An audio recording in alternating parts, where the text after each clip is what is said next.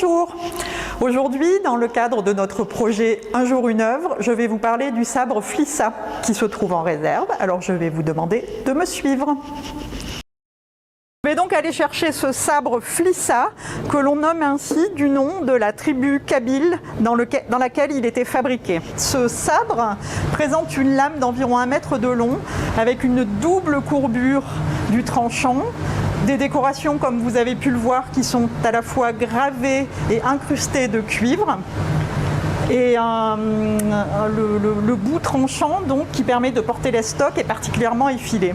Ce sabre Flissa a une forme, une décoration vraiment très caractéristique et unique en son genre. Il est fait d'une lame d'environ 1 mètre de long et d'un pommeau décoré d'une forme zoomorphe que l'on a pu décrire souvent comme un chien ou dans laquelle on peut voir un oiseau. Et l'étui, qui suit exactement la forme de la lame, est également décoré, sculpté et vidé. C'est une arme que nous avons ressortie des réserves à l'occasion d'une exposition en 2009, Voyageurs Explorateurs, qui nous avait permis de faire un travail à la fois sur les attributions des objets et sur les donateurs.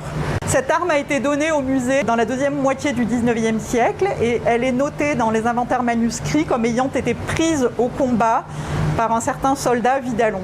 Effectivement, c'est en 1871, c'est une époque où la conquête de l'Algérie se poursuit, et notamment en Kabylie, qui est un peuple de combattants et de résistants, et particulièrement connu, notamment la tribu des Iflissen, qui a donné le nom à l'arme Flissa, pour être des forgerons et des armuriers, à tel point qu'un ethnologue dans les années 50 a pu qualifier cette région de Saint-Étienne-Kabyle.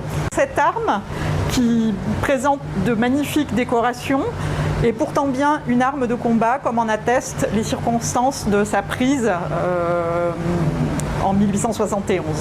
Je vous remercie.